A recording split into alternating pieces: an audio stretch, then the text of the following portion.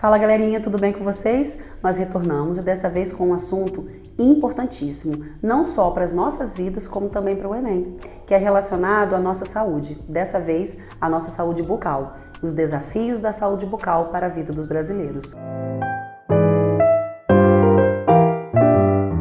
E aí, Marcela, a questão toda está relacionada a um detalhe principal. Conta para nós aí.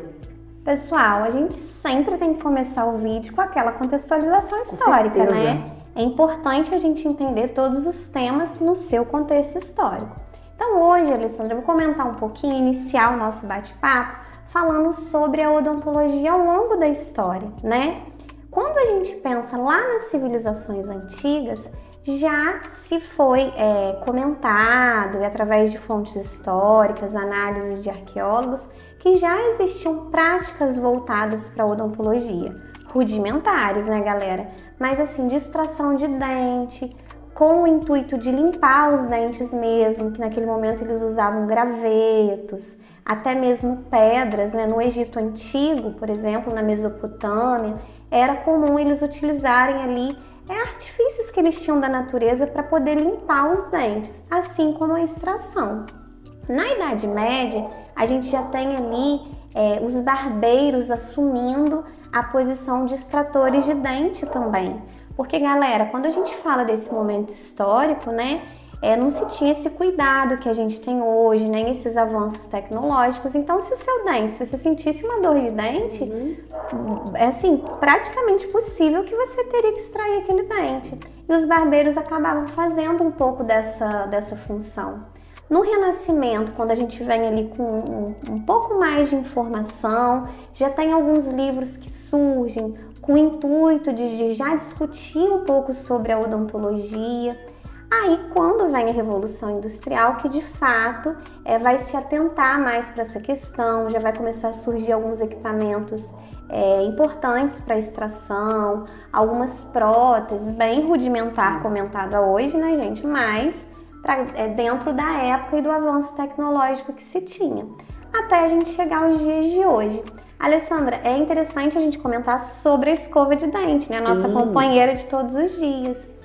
A China, né, ela é aí a responsável pela criação das primeiras escovas de dente, que a princípio eram feitas com pelos de animais, porco, cavalo e ossos mesmo, bambu. Então era uma escova de dente rudimentar.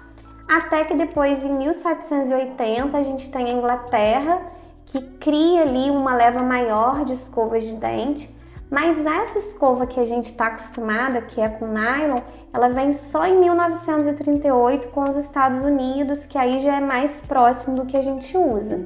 Então, essa necessidade e esse cuidado com os dentes está ao longo da história, mas de acordo com a sua época. No Brasil, Alessandra, é importante a gente comentar sobre a questão também dessa transformação. E a gente vai desenrolando o papo aí. Não, e é interessante, e eu faço um adendo na sua fala, Marcela. Estou me recordando agora de um estilo literário muito conhecido pelos alunos e com certeza por você, que é o arcadismo.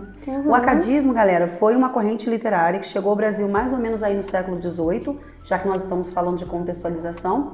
Chega no Brasil aí mais ou menos final do século XVIII, trazendo inovações, né? Tanto inovações tecnológicas quanto também relacionadas à saúde. E a saúde bucal passou por toda essa evolução e essa revolução, por conta da Revolução Industrial, chegando até os dias atuais. A questão toda que a gente leva em consideração é a cultura do escovar os dentes, né, Marcela? Porque muitos ainda questionam a questão de comer e escovar os dentes, de quanto em quanto tempo, né, nós devemos trocar a escova, a escovação acontece como? Tomara que a gente traga alguém interessante para falar sobre isso, né, Marcela? Com certeza. Pois é, tomara.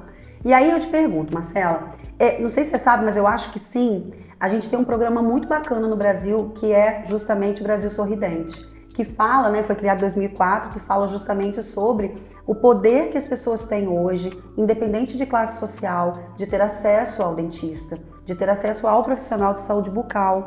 E nós não estamos falando apenas de flúor, né, de passar o flúor, de limpeza, não.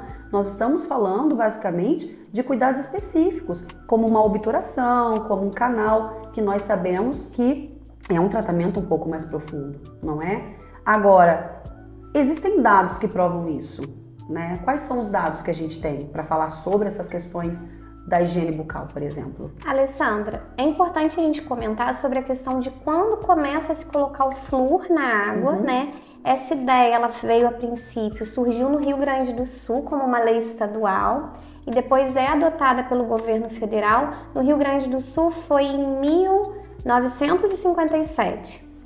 Para o governo federal, 1974. Aí, de fato, como você disse, começa como uma ação preventiva. Hoje, Alessandra, segundo o Ministério da Saúde, 60% dos brasileiros informam que não têm um cuidado de qualidade suficiente com essa questão da saúde bucal e 55% dos brasileiros relatam não buscarem um dentista pelo menos uma vez por ano. Isso é importante a gente comentar e dados para você trazer para sua redação, que é um número relativamente, metade da população não tem esse cuidado. Essa campanha que você disse, esse programa, na verdade, o Brasil Sorridente, ele veio com esse intuito de também conscientizar, informar mais, né? Porque, galera, é o que a gente sempre comenta, a informação, ela é libertadora em todos os sentidos. Então, ela veio com esse intuito de trazer não só a medida de restaurar, como você disse, mas também de prevenir. Então, teve ali a questão das campanhas na escola, né? Eu me lembro muito bem de quando era nova, de ir em dentistas na escola, passar o flúor. Na época a gente nem gostava, que era aquele flúor mais tradicional, né? Hoje já com os avanços tem flúor com sabor, né? Para que a criança não sinta tanto. Isso são ações importantes. E aí eu deixo como dica para vocês uma citação coringa, que é da Beth Smith, uma escritora americana, que ela fala assim: a educação, na verdade, nos tira da sujeira e da mediocridade.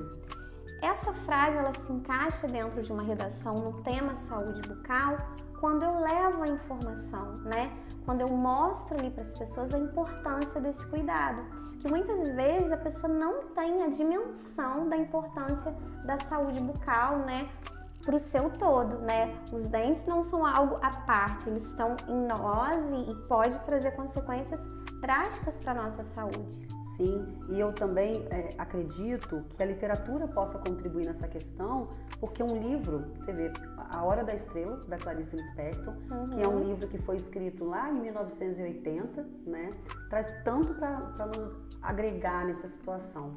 A personagem principal é a Macabeia, né, ela vem do Nordeste para São Paulo trabalhar, e ela tem um dente que incomoda ela dia e noite. Olha que louco, né?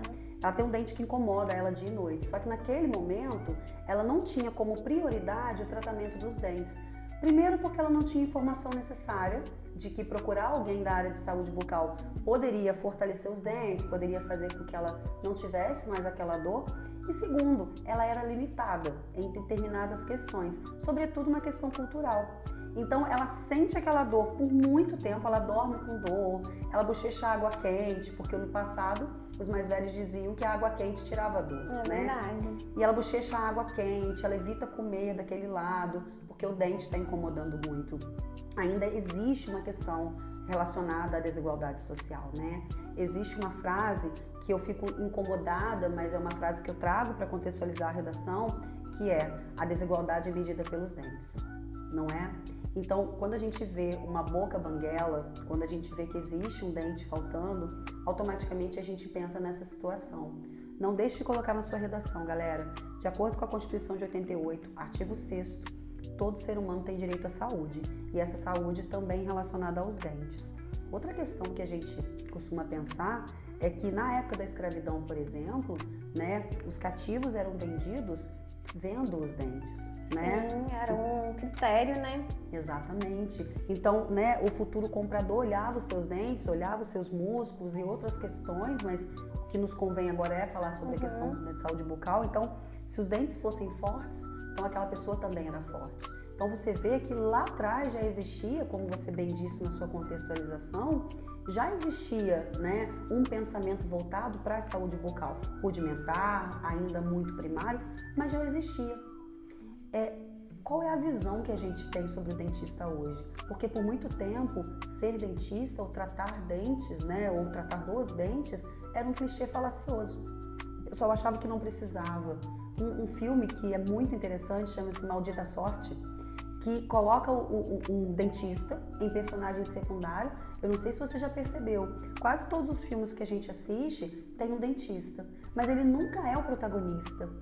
Só que nós temos a moldura, né? Eu costumo dizer que os nossos dentes, o nosso cabelo é a moldura do retrato.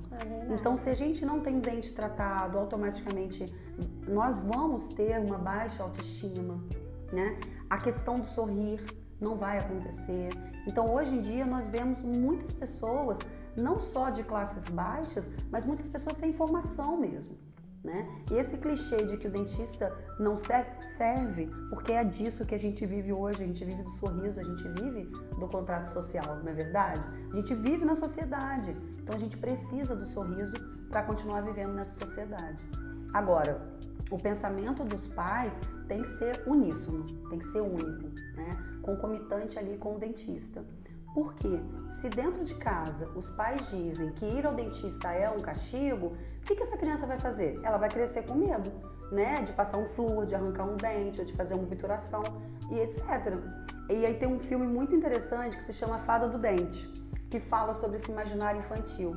É até engraçado esse filme, porque o cara que faz o Fada do Dente é grandão, é fortão, né? E aí mostra pra gente esse imaginário, porque desde pequenininho a criança pensa o quê? Meu dente vai cair, eu vou colocar debaixo do meu travesseiro e um dinheiro vai vir. Então, se esses pais continuam com esse pensamento de que arrancar um dente, né, extrair um dente, ou a cultura do dentista é saudável, ele vai crescer com esse pensamento também. E aí, né, fica sempre a nossa pergunta, né? O que você acha sobre o cuidado com a saúde bucal? É prioridade para você ou não? Com certeza, Alessandra. Essa sua fala, né, sobre a transformação até da figura do dentista, porque de fato não se tinha um papel de protagonismo na sociedade. Joaquim José da Silva Xavier, o nosso saudoso Tiradentes, que tem toda uma história de outras situações em Confidência Mineira que a gente deixa para um outro vídeo. Mas hoje, no caso, ele teve esse apelido por conta de extrair dente, entre N funções, né? Porque ele fazia várias coisas. Então, de fato, não era essa pessoa ali, né, que exercia uma função de protagonismo, ele como qualquer outros. Que bom que hoje a informação, as pessoas se atentarem mais para isso, nos leve a melhorar cada vez mais, né, o cuidado com a saúde bucal. Com o programa Brasil Sorridente, acredita-se que consiga atingir aí 31% da população.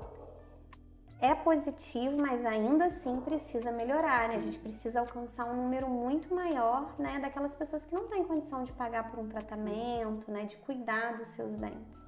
Galera, eu vou deixar uma dica para vocês, também coringa, que vocês podem trazer para a redação, que é a ideia, Alessandra, do Durkheim, de corpo social.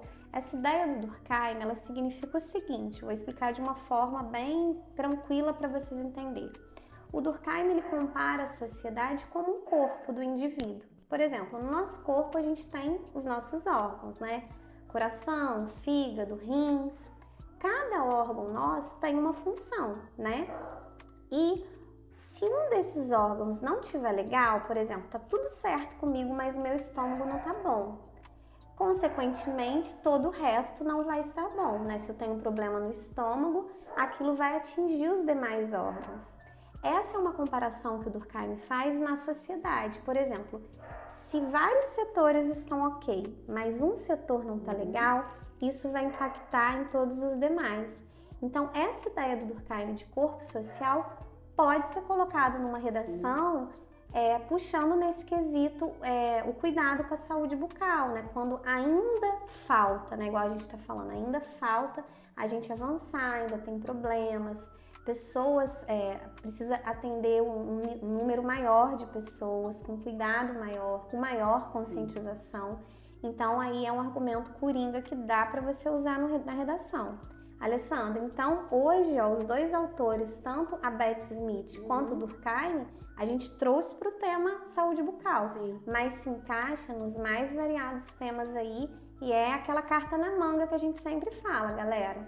Não, e essa carta na manga, ela é muito importante, por quê? Nós não sabemos qual vai ser o tema do Enem, né? É um coringa, né? É um coringa para nós, é uma caixinha de surpresa. Então, assim, fiquem ligados porque é interessante colocar filosofia, sociologia, história. Você vê que, né, você trouxe uma baita contextualização para nós. Isso é interessantíssimo colocar na sua introdução. E também fazer algumas citações de argumento de autoridade. Então, super importante isso, né? E aí me veio à cabeça agora a questão do Estado, né, Marcela? Você falando dessa teoria aí do corpo e tal, você vê, o Estado é como se fosse uma célula, né? E aí essa célula tem que estar presente no nosso corpo. Se ela não está presente, automaticamente existe uma falência dos órgãos, não é verdade? Exatamente. Então, pensa assim, né? A nossa saúde depende tanto fisicamente quanto também, né, mental. Isso é um fato. Só que os dentes também precisam estar saudáveis, porque uma vez que nós temos aí a falência de um, automaticamente o restante vai junto, né? Então, assim, bacana esse assunto, né, Marcela? Bacana, com certeza. E pode ser o seu tema desse ano, então fique ligado, viu? Então, no mais, tchauzinho, gente!